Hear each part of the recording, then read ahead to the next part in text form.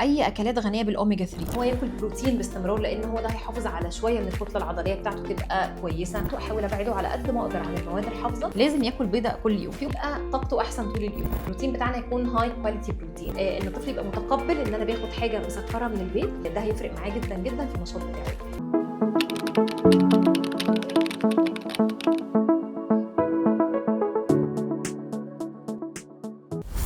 لازم اي عيله يكون فيها اطفال يبداوا ان هم يتاكدوا من نوعيه الاكل اللي بياكلوها. لازم ان انا اكون متاكده ان انا اطفالي او احنا عموما في البيت سواء بقى كبار اطفال بناخد بروتين بنسبه كويسه جدا. البروتين بتاعنا يكون هاي كواليتي بروتين، يعني تمام البقوليات حاجه كويسه وكل حاجه، لكن انا بتاكد من الفراخ، اللحمه، السمك، السلمون، البيض، الحاجات دي كلها بروتين عالي الجوده. الخضار لازم اساسي ان انا اكون متعوده ان انا بعمل دايما لاولادي خضار في البيت، علشان ده هيساعدهم بنسبه كبيره قوي ان هم ياخدوا عناصر وفيتامينات هم محتاجينها كتير قوي من الخضار. اعملوا بقى خضار مطبوخ، اعملوا خضار ني على هيئه سلطه، مفيش مشكله خالص. النشويات بتاعتنا ناخد مفيش مشكله الرز، العيش، المكرونه، لكن نحاول دايما ان احنا نستبدلها بنشويات معقده زي ان احنا نبدا نجرب الرز البني، نبدا نجرب البرغل، الفريك، الكينوا، الحاجات اللي معموله من الحبوب الكامله او من الدقيق الاصفر. الحاجات دي لو واظبنا عليها ودايما يبقى فيه دايما الطبق بتاعنا في البيت متقسم ربعين ونص، يعني مثلا الكميه الكبيره منه تبقى خضار وسلطه مثلا، والربع بتاعي يبقى موجود فيه البروتين بتاعي، والربع الثاني يبقى موجود فيه نشويات. كميه النشويات دايما ما ابداش بيها، دايما يبقى في عندنا ترتيب معين، او الترتيب الصحيح للاكل بيبقى ازاي؟ بيبقى ان انا ابدا دايما طبق سلطه كبير او بالخضار اللي موجود عندي او بالشوربه، وبعدين ادخل على البروتين. اخر حاجه خالص ادخل عليها هي النشويات. ده هيخليني اشبع، هيخليني وزني ما يزيدش، وهيخليني بعد كده ما اتعرضش لمشاكل زياده الوزن. ايه الاكلات اللي بتقوي التركيز والذاكره عند الاطفال؟ اي اكلات غنيه بالاوميجا 3. حاجات غنيه بالاوميجا 3 زي ايه؟ زي الحاجات اللي موجوده في الاسماك الدهنيه، زي السلمون، زي الماكريل، زي السردين، زي مثلا المكسرات، الكاجو، عين الجمل، اللوز. الحاجات دي برضو حلوه قوي ان احنا نديها لاولادنا. الافوكادو، الفواكه عموما، في فواكه كتير قوي مهم ان الطفل بتاعي يكون بياخدها علشان تزود عنده من التركيز ومن النشاط بتاعه، بس اهمهم المكسرات والدهون الصحيه الموجوده في اللوز، في عين الجمل، في الافوكادو، والاسماك الدهنيه زي ما اتفقنا. الاكلات اللي بتساعد على التركيز بتاع الطفل والذكاء بتاعه والابداع والكلام ده كله ان هو ياكل اكلات غنيه بالاوميجا 3. غنيه بالاوميجا 3 دي زي ايه؟ زي المكسرات، زي عين الجمل، الكاجو، اللوز. الحاجات دي حلوه جدا. زي الاسماك الدهنيه مثلا الماكريل، السلمون، السردين، السمك البوري والسمك البلطي برضو من الحاجات الحلوه قوي. ان هو ياكل بروتين باستمرار لان هو ده هيحافظ على شويه من الكتله العضليه بتاعته تبقى كويسه. الميه من الحاجات المهمه جدا للدماغ بتاعتنا. ساعات احنا بيحصل عندنا جفاف في الدماغ بسبب ان الطفل ده بيشربش ميه خالص، فتلاقي دايما مصدع ومهبط وطاقته قليله. فلو احنا خليناه يشرب ميه على حسب عمر الطفل، ده هيفرق معاه جدا جدا في النشاط بتاعه. الاكلات اللي بتساعد على النشاط البدني. اكلات بتزود النشاط بتاع الطفل بتاعي ان انا احاول دايما اديله حاجه تكون بعد البروتين، بعد ما ياكل لحمه، فراخ، بيض، سمك، الكلام ده كله ابقى حريصه ان هو بياخد بروتين كويس في اليوم. ابقى حريصه على نوع النشويات اللي انا بديها له. احنا عارفين ان النشويات هي مصدر الطاقه في الجسم، لكن لازم اعمل ده بطريقه بقى مبتكره شويه مع الطفل. فمثلا بدل ما اديله بسكوت، اديله كرواسون، اديله مخبوزات، لازم ان انا ابقى حريصه ان انا الحاجات دي اعملها من نشويات معقده، علشان النشويات المعقده هتديله طاقه لفتره طويله، مش هترفع عنده سكر الدم قوي زي ما الدقيق الابيض بيرفعه، فهيديله طاقه لمده طويله وشبع لمده اطول. فكمان ابقى حريصه دايما من الحاجات اللي بتدي طاقه حلوه قوي المكسرات ان انا ادي للطفل بتاعي حفنه كده من المكسرات في اليوم. دي هتساعده ان هو يبقى الطاقه بتاعته كويسه بشكل احسن. كمان السناكس بتاعته احاول ابعده على قد ما اقدر عن المواد الحافظه، ده هيخلي الطاقه بتاعته كمان هتستمر معاه لمده طويله. وابعد تماما عن الحلويات والسكريات والمخبوزات والكلام ده كله، وابقى حريصه طبعا على شرب الميه عشان الطفل بتاعي ما يدخلش الجفاف. طيب دلوقتي انا ابني خلاص عدى ال4 سنين، ايه انسب فطار قبل المدرسه؟ انسب فطار قبل ما يروح المدرسه تقصدي؟ طيب احنا دلوقتي في البيت قبل ما ينزل لازم يكون الطفل بيفطر. في حاجه عندنا قاعده كده في التغذيه اسمها ما فيش طفل ينفع ان هو ما ياكلش بيضه كل يوم. لازم ياكل بيضه كل يوم. في امهات كتير قوي تقول لا مش هحط بيضه في اللانش بوكس عشان ريحه البيض والكلام ده كله. خلاص اديله بيضه مسلوقه، بيضه اومليت، وات ايفر طريقه تعملي بيها البيض قبل ما يروح المدرسه اديله بيضه. لو اديتيله بيضه خلاص كده انت ضمنتي ان هو هياخد النسبه كويسه من فيتامين دي ومن الكالسيوم والاحتياجات اللي هو جسمه محتاجها علشان بناء العضلات كمان، وهياخد حاجه هاي كواليتي بروتين اللي هو موجود في البيت. ابدا بقى ان انا اديله معاها مثلا كوبايه لبن، اديله ساندوتش مثلا نوع من انواع النشويات المعقده، دي الاسمر، الكلام ده كله اعمل له ساندوتش. لكن البيضه هي حاجه مهمه قوي قوي قبل الدراسه.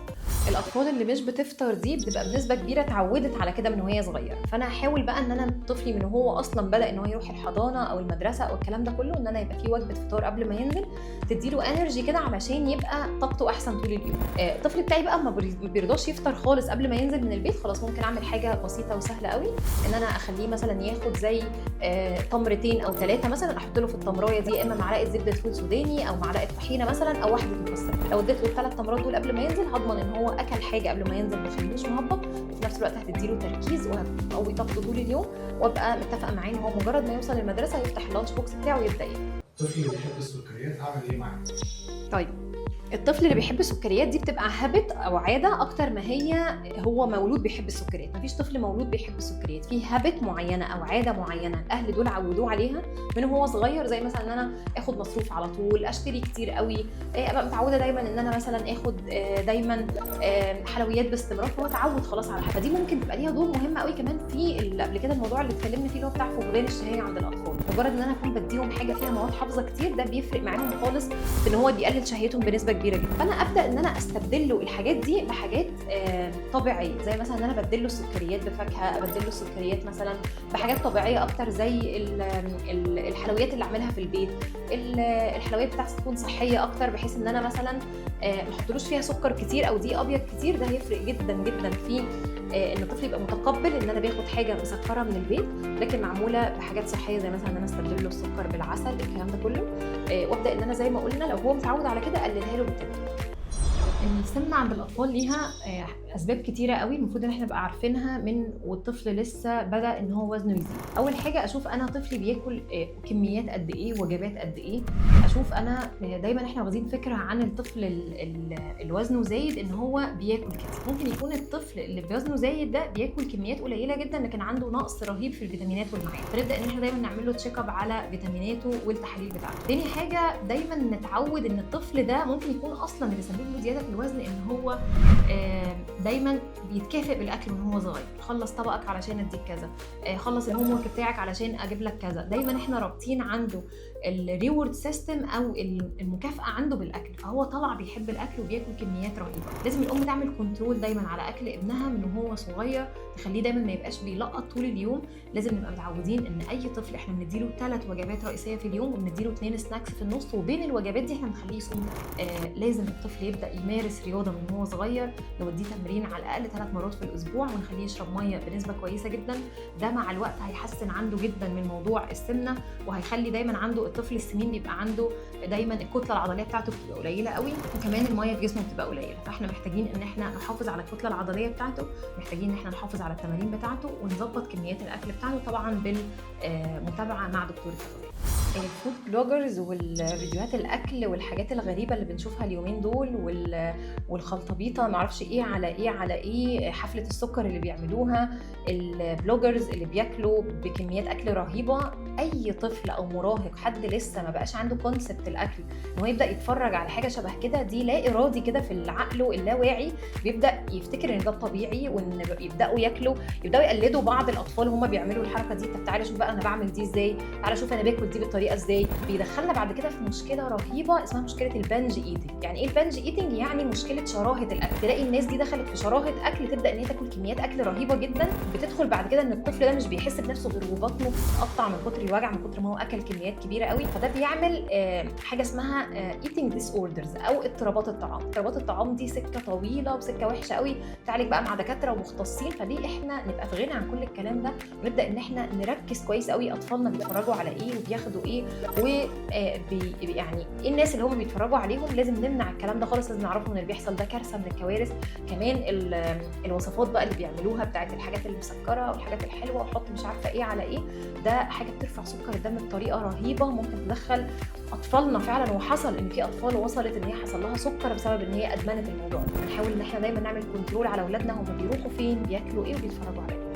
المواد الحافظه بتبدا من البدايه خالص من لانش بوكس. الام بتحط فيه دايما حاجه فيها مواد حافظه زي البسكوت، زي المقرمشات، زي الشيبسيات. الحاجات دي كلها بتقول لك انا بنوع لابني في اللانش بوكس بتاعه علشان ما يزهقش وعشان ما يبصش لاصحابه. انت كده بتزرعي فيه من وهو صغير ان اللانش بوكس بتاعه لازم يكون فيه مواد حافظه. طب ايه خطوره المواد الحافظه؟ اول حاجه ان احنا سواء بقى شيبسيات او حاجات فيها معلبات او الحاجات دي كلها، الشيبسيات، الحاجات المقرمشات، الكلام دي كلها. مشكلتي مع الحاجات اللي فيها مواد حافظه زي الشيبسيات زي المقرمشات والكلام ده كله هو الام اس جي اللي هو المونو صوديوم جلوتامين، اللي هو الملح بيبقى الملح بتاعه عالي جدا. اولا بيعمل امبالانس في الصوديوم الموجود في جسم الاطفال، بيضر المخ بنسبه كبيره جدا لو غضبنا عليه فتره طويله. وبلس ان هو بيخلي طعم الاكل بتاعه بيخلي طعم الاكل حلو قوي، فبيخلي الطفل ياكل منه بطريقه رهيبه. طب بالنسبه للبسكوتات هي معموله من دقيق ابيض وسكريات بنسبه رهيبه جدا، فالافضل ان احنا نعمل له مقرمشات صحيه في البيت. مثلا ممكن نعمله شيبسي البطاطا او شيبسي البطاطس او اي خضار عندنا في البيت، او ممكن نستبدله البسكوتات دي بسكوتات صحيه في البيت نعملها بمحليات طبيعيه وبدقيق يكون مثلا معمول من دقيق الذره بعيد عن الدقيق. ايه انسب وجبات سهله للاطفال؟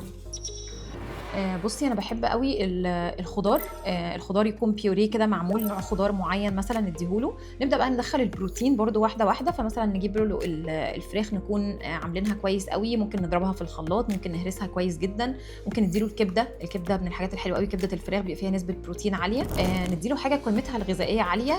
نحاول الوجبه بتاعتنا دايما يبقى فيها خضار، يبقى فيها بروتين، ويبقى فيها نوع من انواع الدهون الصحيه. فمثلا ان انا هاخد الخضار بتاعي ههرسه له كويس جدا، واحط له معاه نوع زي ما قلت لك كبده او فراخ او حاجه مهروسه، واحط له عليها نوع من انواع الدهون الصحيه زي مثلا رشه زيت زيتون بسيطه جدا. فده هيديله شبع لفتره كويسه، وفي نفس الوقت هيبقى اخد الاحتياجات اللي هو محتاجها من الاكل كله. نحاول ما ندخلش خالص الملح والتوابل والكلام ده كله، لا احنا بنخليه بس يتعود على طعم الاكل نفسه. علشان في امهات لما بتبدا تدخل التوابل والملح بنسبه كبيره لولادها بتلاقي الولاد بعد كده ما بيعرفوش ياكلوا الاكل غير عليه سبايسز كتيره قوي وعليه ملح عالي قوي. ده بعدين ممكن يضرهم بقى ويعمل يعني امبالانس في المعادن اللي عندهم في جسمهم.